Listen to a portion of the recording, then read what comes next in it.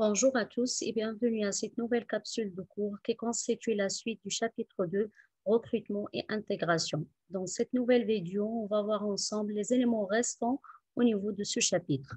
Commençons tout d'abord par la troisième phase du processus de recrutement, à savoir la sélection des candidats. Généralement, la sélection affronte un problème majeur qui est la masse des candidats et du fait qu'il est pratiquement impossible de rencontrer l'ensemble des candidats, il faut mener une certaine sélection afin de réaliser dans un premier temps un tri permettant de sélectionner le candidat final par la suite. Donc, le traitement des candidatures doit se référer au trio CV, entretien et référence. C'est-à-dire pour sélectionner, on doit utiliser les CV, les entretiens, les tests, etc. C'est ça, ou bien ce sont les éléments qui justifient le pourquoi ou bien la nécessité de la sélection. C'est-à-dire qu'on ne peut pas rencontrer l'ensemble des candidats qui se présentent. C'est pour cette raison qu'on doit mener une sélection pour choisir le candidat le plus convenable au poste vacant. Commençons par le premier moyen utilisé au niveau de la sélection, c'est le CV. Généralement, le CV constitue la première phase de la sélection qui commence par l'analyse des lettres de motivation et du CV qui constitue une première confrontation entre les caractéristiques personnelles des candidats et les exigences du poste ou bien de l'entreprise.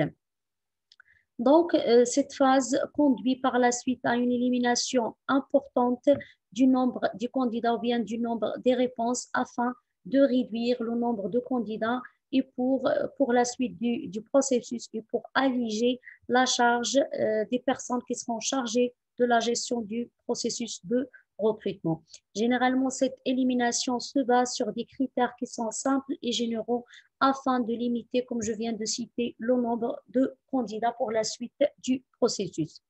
Donc, un CV qui va être utilisé pour la sélection doit être précis, c'est-à-dire il doit être rédigé soigneusement, il doit comporter des informations réelles, il doit refléter les aspirations réelles du candidat.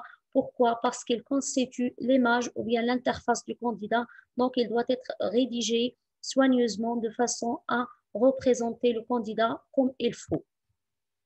Deuxième élément, ou bien deuxième moyen utilisé au niveau de la sélection, c'est l'entretien. Généralement, l'entretien, il constitue la phase la plus décisive au niveau du processus de la sélection. En plus des informations tirées à travers le CV et la lettre de motivation, l'entretien permet de tirer les informations les plus précises sur le candidat de manière directe et personnelle parce qu'il passe à travers un contact direct avec le candidat. Généralement, l'entretien structuré, c'est-à-dire l'entretien basé sur des questions qui sont préparées à l'avance ou bien une grille de questions préparées à l'avance, constitue un moyen ou bien une garantie technique qui permet de mettre fin au biais de subjectivité, c'est-à-dire il permet de lutter contre la discrimination entre les candidats, il permet de traiter tout le monde sur le même pied d'égalité et d'assurer une certaine justice au niveau de la sélection des candidats. Elle permet également de comparer les candidats sur la base des critères précis et objectifs, c'est-à-dire des critères qui ne sont pas discriminatoires et qui sont applicables à tout le monde de la même façon. C'est également bien, l'entretien permet également de répondre à un double objectif. D'une part, il permet d'informer le candidat sur l'entreprise, c'est-à-dire sur sa stratégie, le profil recherché, etc. Il constitue également une occasion pour le candidat pour s'exprimer, pour qu'il donne un maximum d'informations sur sa carrière, ses compétences, ses qualités, etc. Donc, l'entretien nécessite un certain nombre de conditions pour sa réussite. C'est-à-dire que la réussite de l'entretien nécessite qu'on travaille bien les conditions logistiques ou bien les conditions matérielles qui concernent le lieu, l'espace, l'absence de bruit. C'est-à-dire qu'il faut bien préparer l'endroit où l'entretien sera passé.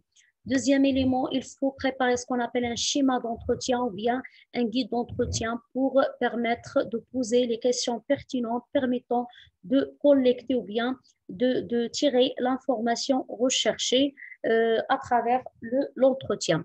Dernier élément, les personnes chargées de l'entretien doivent bénéficier d'une formation afin de développer des compétences spécifiques telles que par exemple la capacité d'écoute, contrôler ses sentiments, avoir le sang-froid, etc. C'est-à-dire que les personnes qui seront chargées de passer les entretiens doivent être aptes à vraiment à mener les entretiens dans les bonnes conditions et à collecter vraiment l'information recherchée par l'entreprise.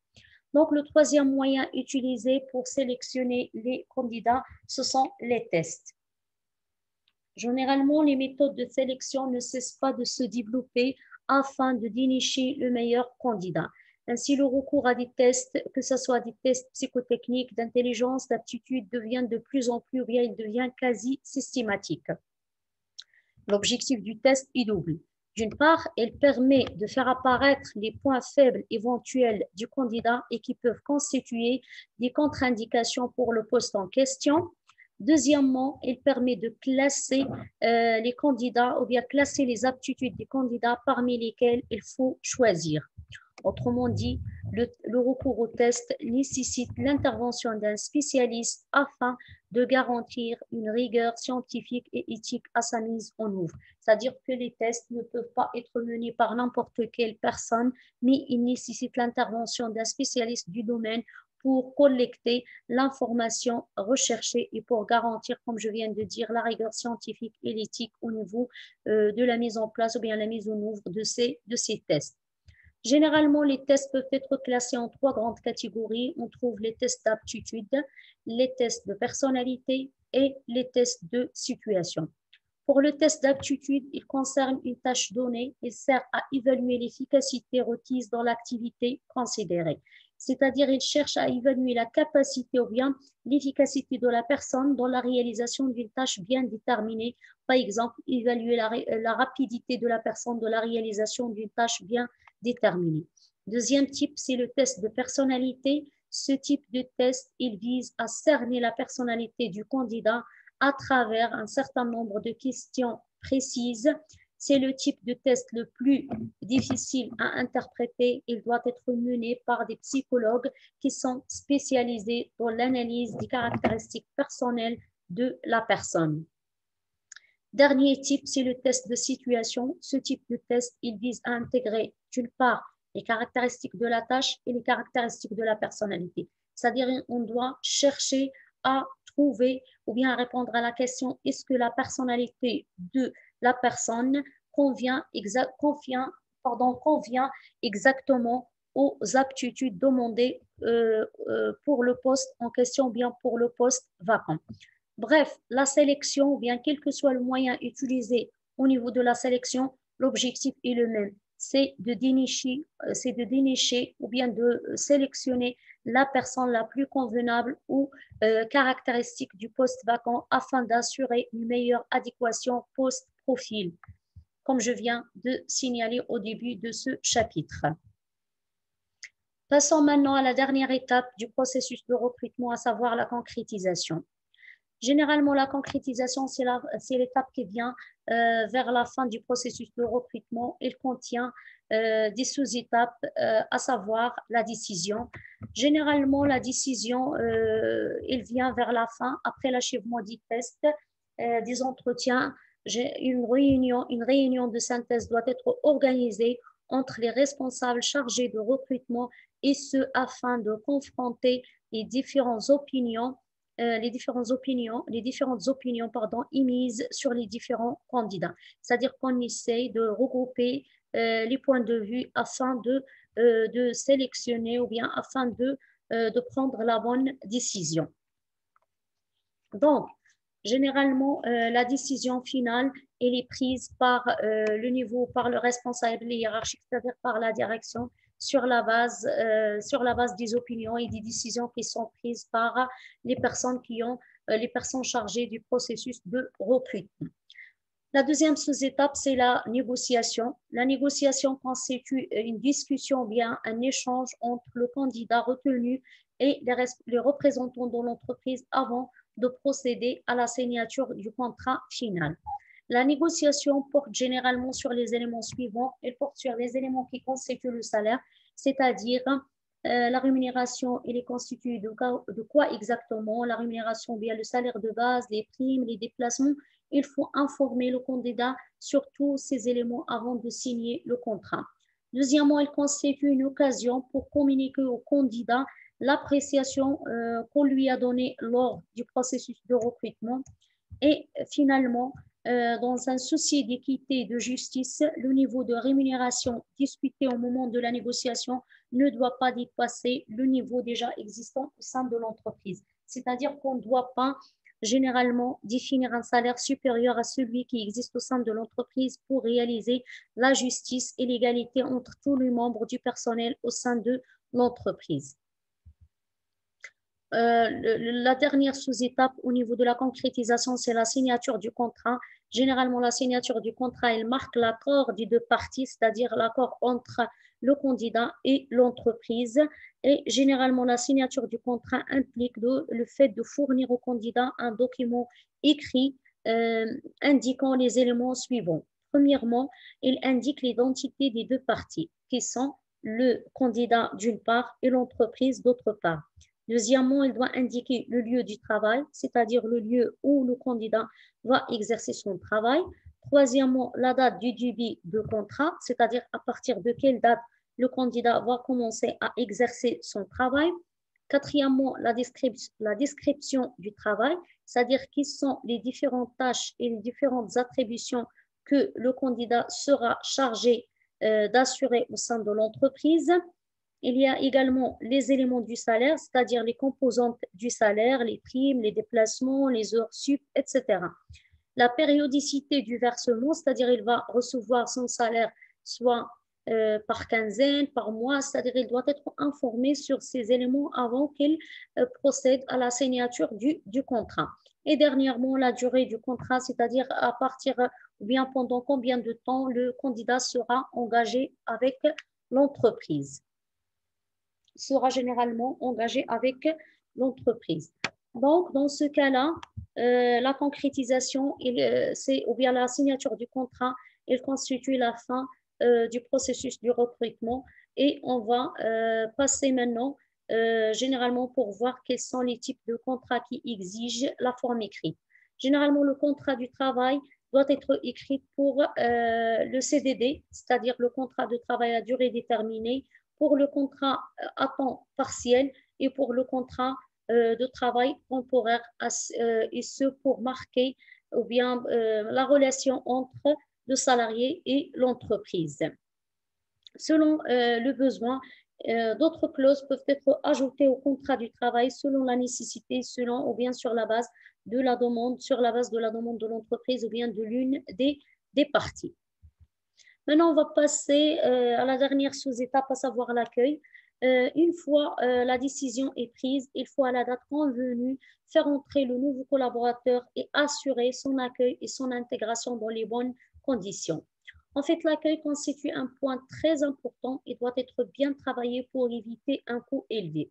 Pourquoi? Parce que l'accueil constitue la première impression que le salarié va dégager ou bien va dégager de l'entreprise, c'est l'image qu'on va transmettre aux salariés. C'est-à-dire on doit bien préparer, bien travailler cette étape pour donner aux salariés une bonne image sur l'entreprise et sur l'équipe du travail.